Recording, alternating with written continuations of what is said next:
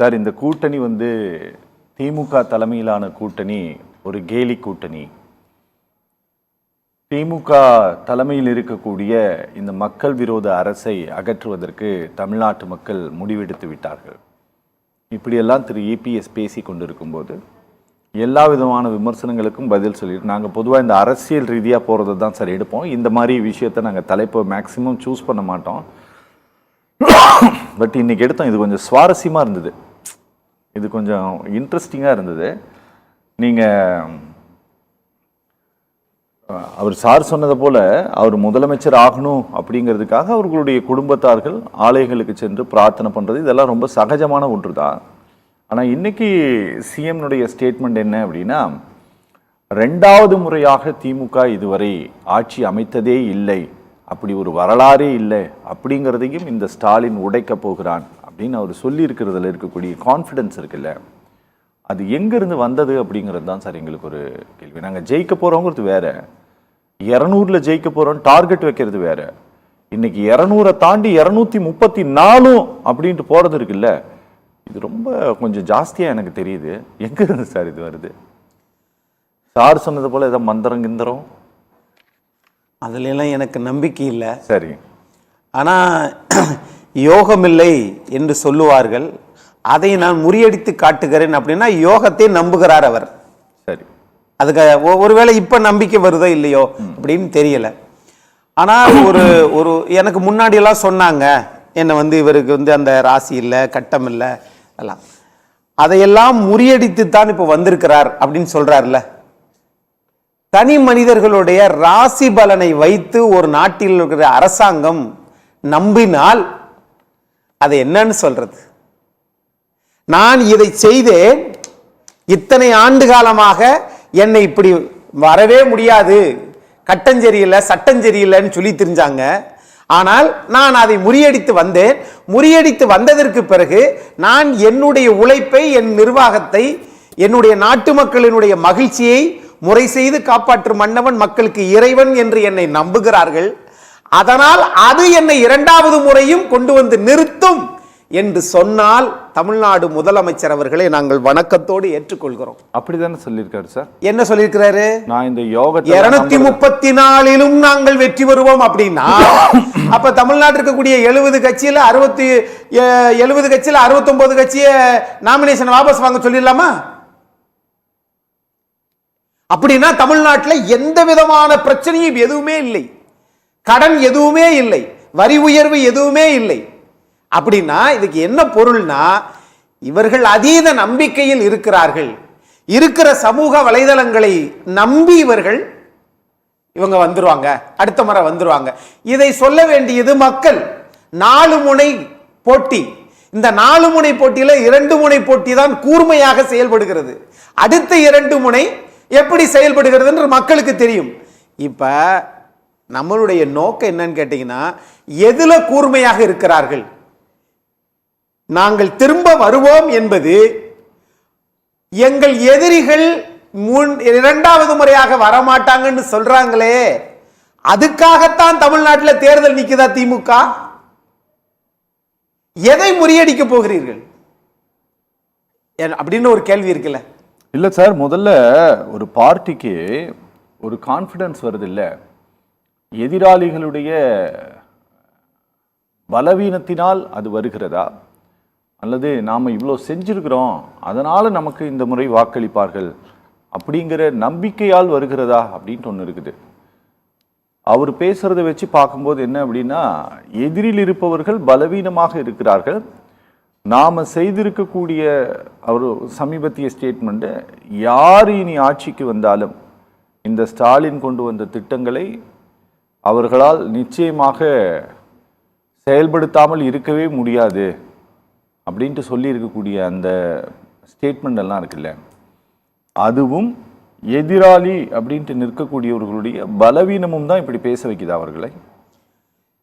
இருக்கலாமா? அவங்களுடைய திட்டங்கள், அவங்களுடைய அனுமானங்கள், அடுத்தவங்களுடைய கற்பனையை தடை போடுவதற்கு எந்த நீதிமன்றத்துக்கும் அனுமதி இல்லை சார்.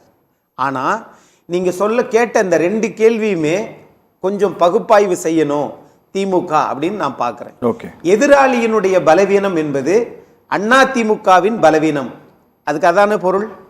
நான் அப்படி சொல்லவே இல்லையே. நீங்களா புரிஞ்சுக்கிட்டீங்கன்னா அதுக்கு நான் பொறுப்பு இல்லை. அப்படின்னா நான் இப்படி வேணா வச்சுக்கிறேன். நீங்க 4 முனை போட்டின்னு தானே சொன்னீங்க. அப்ப அந்த 4 முனை போட்டியில திமுகவை எதிர்த்து நிற்கக்கூடிய 3 முனையும் பலவீனமானது அப்படின்னு அவங்க நினைக்கலாம். ஆனால் அவங்க நினைக்கிறது தப்பு. ஓகே. ஏன்னா வினைவழியும் தன்வழியும் மாற்றான் வழியும் துணை வழியும் தூக்கி செயல். ஓகே. தன் பலம் என்ன? தனக்கு ஒரு எதிரி இருப்பார்ல, அந்த எதிரியினுடைய முழு பலம் என்ன? தன்னின் உதவியாளரின் பலம் என்ன? எதிரியின் உதவியாளரின் பலம் என்ன? அவங்க 2 பேர் சப்போர்ட் பண்ண ஆள் வரும்ல. ஒரு வட்டச்செயலாளர்னா வட்டச்செயலர் பின்னாடி 2 கூட வரும்ல. அப்படி இருக்கிற போது இந்த 4 பேரையும் கணக்கு வச்சு பார்த்தா தான் அது நிறுவனமோ காட்சியோ நாடோ குடும்பமோ தனி மனிதனோ வெற்றியாளனா மாற முடியும். நான் இப்ப கேட்கிறேன், எங்களுக்கு எதிரிகள் இருப்பவர்கள் பலவீனமாக இருக்கிறார்கள் என்றால் காங்கிரஸ் ஐயா ராகுல் காந்தி இங்க பிரச்சாரத்துக்கு வந்துட்டாரா? வர போறார். ஆனா ஏற்கனவே 3 தடவை வந்துட்டார் பிரதமர் நரேந்திர மோடி. அப்ப யார் பலவீனம்? சரி, ரைட், அதை கூட விட்டுருங்க. ஏற்கனவே விடுதலை சிறுத்தைகள்ல 6 சீட்டு கொடுத்தீங்க, இப்ப 8 சீட்டு கொடுக்குறீங்க. அந்த 6 சீட்ல 3 சட்டமன்ற உறுப்பினருக்கு வாய்ப்பு மறுக்கப்பட்டிருக்கிறது. அதுலயும் நான் காட்டுமன்னார் கோயில நான் சிதம்பரத்தில் நாடாளுமன்ற உறுப்பினர், நான் மீண்டும் காட்டுமன்னார் கோயில நிக்கிறேன்னு சொல்லி அண்ணன் திருமாவளவன் அவர்கள் சொன்னார். சொன்னதற்கு பிறகு என்ன சொல்றார்? இல்ல இல்ல நான் அதை யுக்தியை மாத்தி இருக்கேன்னு சொன்னாரு. அது எப்படி சார் அறிவிச்சதுக்கு பிறகு யுக்தியை மாத்திடுவாங்களா? அதுக்கு உங்களுக்கு என்ன பிரச்சனை? கரெக்ட், பிரச்சனை அங்க இருக்கு. என்ன சொல்றாருன்னா, என்னை யாரும் நிர்பந்திக்கவில்லை, நான் யாருக்கும் கட்டுப்பட மாட்டேன், என்னை யாரும் அடக்க முடியாது. சார், காட்டுமன்னார் கோயிலில் நிக்க சொன்னது யாரு? உங்களை நீங்கள் தான். வாபஸ் வாங்குகிறேன்னு சொல்றது யாரு? நீங்கள் தான். அவர் மனுவே தாக்கல் பண்ணல முதல்ல. அதுதான் இங்க சிக்கல. அப்படினால் நீங்க இன்னொருத்தரை கொண்டு வந்து நிறுத்துறீங்க பாருங்க. ஐயா எல்இபி தமிழ்நாட்டில் அகில இந்திய எஸ்டி சங்கத்தினுடைய தலைவராக இருந்தவர், நேரு காலத்தில் இருந்தவர். அதனால எல்லா விஷயமும் தெரியும் அவருக்கு. அவருக்கு பிறகு கற்றறிந்தவர்கள் தான், அவருக்கு கீழே வளர்ந்தவங்க தான் பூட்டா சிங், கன்சிராம், அது மாதிரி மத்திய பிரதேசல நிர்மலா தேஷ் பாண்டே போன்றவர்கள் எல்லாம் அவருக்கு கீழே வளர்ந்தவர்கள். ஆனால் அவர் தன்னுடைய குடும்பத்தை நாட்டுக்காக பார்க்கவில்லை. அவர்களுக்கு இன்னைக்கு சீட்டு கொடுக்கிறார்னா ஐயா ஜோதி அவர்கள் நான் காங்கிரஸ்காரர் ஆச்சேன்னு சொல்றாரு. அதனால என்ன? உங்கள் முரண்பாடு வேற. யாரு விசிகாவுக்குள்ள ஏன் சீட்டு கொடுக்கலன்றது வேற, ஏன் அறிவிச்சிங்கன்றது வேற. மூணாவது, அவரு காங்கிரஸ்காரருக்கு கொடுக்கிறாருன்னு சொன்னா ஏற்கனவே காங்கிரஸ்க்கு 28 சீட்டு கூட கொடுத்திருக்குது, ஒரு ராஜ்யசபா சீட்டு கொடுத்திருக்குது. அந்த 28 சீட்டுக்குள்ள விலவங்கோடுல அங்க இருக்கக்கூடிய திருவனந்தபுரத்தில் இருக்கக்கூடிய ஒருவரை கொண்டு வந்து நிறுத்துறாங்க. தமிழ்நாட்டில் காங்கிரஸ் சீட்டு அதிகமா வாங்குது, ஆனா ஆளு நிறுத்த. எனக்கு இதுக்கு பதில் சொல்லவும் எனக்கு ரொம்ப சங்கடமா இருக்கு. நீங்க தமிழ்நாட்டில் வாக்குரிமை இல்லாத ஒருவர் எப்படி தமிழ்நாட்டினுடைய சட்டமன்ற தேர்தலில் போட்டி போட முடியும் சார்? நிறுத்துறாங்களே. நிறுத்த முடியாதே சார். நிறுத்த முடியாது, ஆனால் அறிவிச்சிருக்குதே, அவங்க வர்றாங்களே. அது பார்டர் பிளேஸ் சார். கரெக்ட். நீங்க பார்டர் பகுதியில் இருக்கிறாரு. அவர் தமிழ்நாடு யாருடைய தூண்டுதலில்? அது தமிழ்நாட்டுக்குள்ளதான சார் இருக்கிறார் அவரு. அதுதான். அப்போ உங்கள் நிலைப்பாடு என்பது அறிவிப்பீங்க, சீட்டை வாங்குவீங்க, அது பார்டர்ன்றீங்க. அவர் கேரளாவில் எந்த கான்ஸ்டிடியூன்சிலையும் நிக்கல, நின்னுட்டு போட்டோம். வேட்புமனு தாக்கல் பண்ணல. பார்லிமெண்ட்ல நிக்கிறாரு, நின்னுட்டு போட்டோம். வேட்புமனு தாக்கல் பண்ணியிருக்கிறாரு. எங்க? கேரளாவில் பண்ணல. எப்படி பண்ண முடியும்? ரைட். அதான் சார், நீங்க அடுத்து சொல்லுங்க. ஆகவே அந்த தகவல்கள் எல்லாம் இதையெல்லாம் சார், நான் நீங்க ஒரே பலவீனமா பார்க்க மாட்டாங்க. ஒரு நிமிஷம், நீங்க ஜோதி குறித்து பேசுங்க. எனக்கு இது புரியவே இல்லை. நீங்க ஒரு அடிப்படையில் ஒரு அசம்பிளி எலெக்ஷன்ல தமிழ்நாட்டிற்குள் போட்டி போடக்கூடிய ஒருவர், அவருக்கு தமிழ்நாட்டிற்குள் வாக்குரிமை இருந்தாதான் போட்டி போட முடியும் அப்படிங்கிற இது பேசிக். கரெக்டா? பார்லிமெண்ட் எலெக்ஷன்னா இந்தியாவில் உங்களுக்கு எங்க வேணா வாக்குரிமை இருக்கலாம். ஆனா இதை கூட திரும்ப திரும்ப நீங்கள் பேசுவதன் மூலமாக எதை சொல்ல விரும்புறீங்க? தெரிஞ்சே பேசுவதன் மூலம் அவர் கேரளாக்காருன்னு சொல்வதன் மூலம் பேச வைப்பது யார்? யாரு யார் சார்? தெரியல சார் கேக்குறேன். யோகம் பேச வைக்கிறது. இந்த பேச வைக்கிறது. இந்த லோகம் பேச சரி, நல்லது. நாங்க பாட்டுக்கு போயிருவோம். ஆனா நாங்க 234 நாங்கள் தான் வெற்றி பெறுவோம் என்கிற இந்த அசாத்திய துணிச்சல் இருக்குது பாத்தீங்களா? இத மட்டும் இது துணிச்சலா மமதையா? அது என்னன்னு தெரியல. ஆனா துணிச்சல் தான் நான் பாக்குறேன். அது துணிச்சல் தான் பாக்குறீங்களா? ஆனா யோகத்தை பாக்குறீங்களா, மமதையை பாக்குறீங்களா? சரி, ரைட், ஓகே. இது ரெண்டு முரண்பாடு தெரியல, வேற வேற திசையில் பயணிக்க வேண்டிய ஒன்று. சரி, ரைட், ஓகே. சரி சார், நீங்க அதை ரொம்ப யோசிக்கிறீங்களா? நான் அவர்கிட்ட பேசுறேன். இல்ல, ஏன்னா அது உண்மைட்டு உங்களுக்கு தெரியும். கரெக்டா? சரி சார், இந்த எலெக்ஷன் பிரச்சாரம் சார், உதயநிதி ஸ்டாலினுக்கு பதில் சொல்வதிலும் திரு எடப்பாடி பழனிசாமியினுடைய ரியாக்ஷனுக்கு அவர் பேசுறதுலையும் பெரும்பாலான ஊடகங்கள் அதைத்தான் பெரிய அளவில் கொண்டு போய் சேர்த்தாங்க. உங்களுக்கு தெரியும்னு நினைக்கிறேன். நீங்கள் சோஷியல் மீடியாவில் மக்கள்கிட்ட இன்னைக்கு போய் ஒரு விஷயத்தை கொண்டு போய் கடத்துவதற்கான ஒரு பெரிய வழித்தடமாக சமூக வலைதளங்கள் இருக்கிறதுனால போய் சேர்ந்தது அந்த ஒரு விஷயம்தான் போய் சேர்ந்தது. அது ஏதோ ஒரு வகையில் எதை பற்றியுமே திரு இபிஎஸ் குறித்து எதை குறித்தும் பேசாமல் இருந்த திருமதி சசிகலாவை ஆமா அவர் எனக்கு துரோகம் பண்ணிட்டாருன்ட்டு வெளிப்படையாக பிரச்சார களத்தில் பேச வைத்திருக்கிறது சார். அவங்களும் ஒன்றும் பெரிய தமிழ்நாடு 234 தொகுதிகள்லையும் ஒன்றும் அவங்களும் ஒன்றும் வேட்பாளர்களை நிறுத்தலை. அவங்க எங்க நாம கொஞ்சம் பலமாக இருப்போம், நமக்கு எங்க வாக்கு கிடைக்கும் அவர்கள் நம்புகிறார்களோ அங்க மட்டும்தான் அவர்களும் வேட்பாளர்களை நிறுத்தி இருக்கிறாங்க சார். ஏதாவது ஒரு வகையில் அந்த அம்மாவனுடைய பிரச்சாரம் ஏடிஎம்கேவிற்கு பாதிப்பை ஏற்படுத்துமா சார்? அது எனக்கு தெரியல சார்.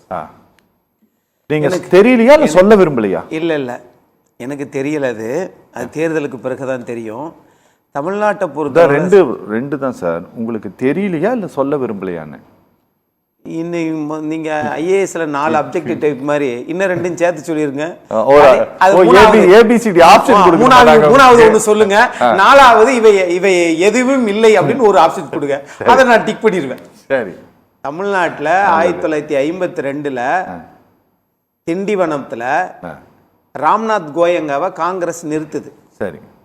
அதுல அவர் இந்தியன் எக்ஸ்பிரஸனுடைய பெரிய இந்தியா ஃபுல்லாக இருக்கிறவர், உலகம் புறம் தெரிஞ்சவர்.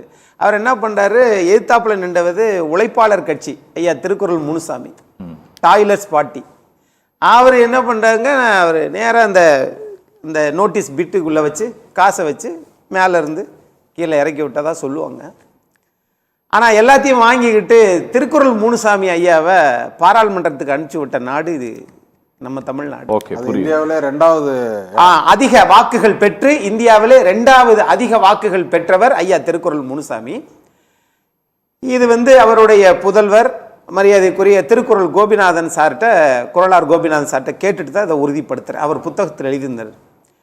அப்போ அந்த அரசியல் எப்படி இருந்துச்சு? இந்தியாவிலே பெரும் பணக்காரர் அவரை வெற்றி வீழ்த்தியது ஐயா திருக்குறள் முனுசாமி அப்படிங்கிற போது அப்படிப்பட்ட படையாச்சாரனுடைய இயக்கம் ஆமா எஸ்எஸ் ஆமா வீழ்த்த முடிஞ்சது. ரைட்டா?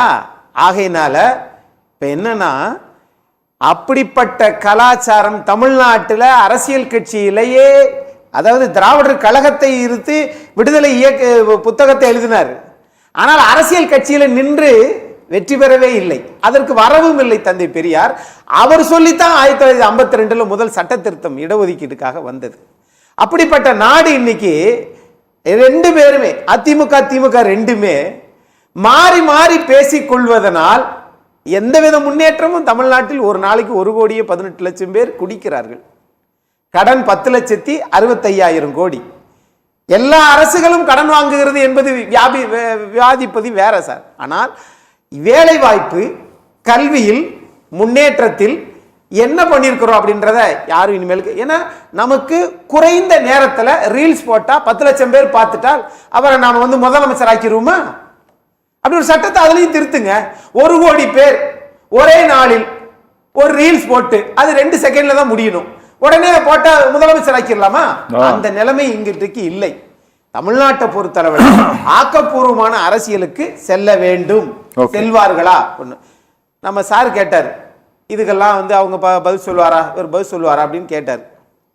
இதுக்கெல்லாம் பதில் சொல்ல வேண்டியது அந்தந்த இயக்கங்கள், அந்தந்த இயக்கத்தினுடைய விருப்பங்கள். ஓகே, இதே இது வந்து நான் இப்ப கேட்கிறேன், அண்ணன் தனியரசு அண்ணனுங்க அவர்களுக்கு ஏன் நீங்க சீட்டு தரல, திரு புகழேந்தி அவர்களுக்கு ஏன் சீட்டு தரல அப்படின்னு கேட்டா, திரு கருணாஸ் அவர்கள் நீங்க தானே சொல்றீங்க. அப்போ தலித் மக்களின் அது பிரதிநிதி அந்தந்த கட்சியினுடைய விருப்பம். இல்ல இது இன்னொருத்தர் போய் ஏன் கொடுக்கல அப்படின்னு நான் கேட்க முடியுமா? நீங்க அது சொல்றதெல்லாம் கட்சியின் alliance party. விருப்பம். நான் சொல்றது ஒரு அவர் நிமிஷம், கட்சியிலே ஒரு ஒரு நிமிஷம், party ஒரு நிமிஷம் பொறுங்க. அதனால இதெல்லாம் அவருடைய விருப்பம். இன்னொரு விஷயம், என் நண்பர் ராமன் அவர்களை நீங்கள் வந்து கோபத்துக்கு உள்ளாக்காதீங்க. நான் என்ன சார் கோவத்துக்குள்ள? நீங்க என்ன சொல்றீங்களா, மந்திர தந்திர சட்டத்துப்படி நடவடிக்கை எடுப்போம் அப்படின்னு நீங்க சட்ட ரீதியாக சொல்றீங்கல்ல சார். அவர் சொன்னது மனதின் திறன்.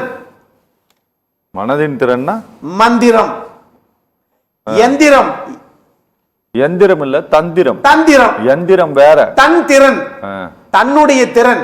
ஹார்ஸ் பவர் ஏன் வந்து குதிரையை வச்சோம், குதிரையின் திறன், அதான் தன் திறன். அதனால அதைத்தான் அவர் சொன்னாரே ஒழிய, உடனே நீங்க சொன்ன உடனே சகோதரி ராஜேஸ்வரி ஆமா நடவடிக்கை எடுப்போம். யார் மேல நடவடிக்கணும்? காலில் துப்பாக்கியால சுட்டார்ல அவர் மேல நடவடிக்கை எடுங்க. ஆகவே இதெல்லாம் வந்து எது தேவையோ அதை சொல்கிறோம். நீங்கள் சொல்றதுக்கு நாங்க பதில் சொல்றோம். மற்றபடி நீங்க என்ன சொல்றீங்களோ அதுக்கு ஏத்த மாதிரி பாத்துக்கலாம் சார். இவ்வளவுதான் என்னுடைய பார்வையும் கூட. மீதி எல்லாதெல்லாம் இவர் வந்து ஐயா ராமதாஸ் பிரிச்சிருவாரு, அவர் வடக்க பிரிச்சிருவாரு, இன்னொருத்தர் தெற்க பிரிச்சிருவாரு. சரி, அப்ப திமுக அதிமுகவுக்கு ஓட்டே வராதா? சரி, பிரிக்க வைப்பது யார்? யார் யார்? யோகமா? அதனாலதான் 234 யார்? மே மாசம் 4ஆம் தேதி யார்? ஒருவேளை தொகுதி ஜாஸ்தியா இருந்ததுன்னா திமுக அதையும் சொல்லிடுவாங்க சார். 300 தொகுதி தான் 300 நாங்க வந்துருவோம்னு கூட சொல்லுவாங்க. முதல்ல இருந்துச்சு, இப்பதான் 234 ஆக்கிட்டாங்க.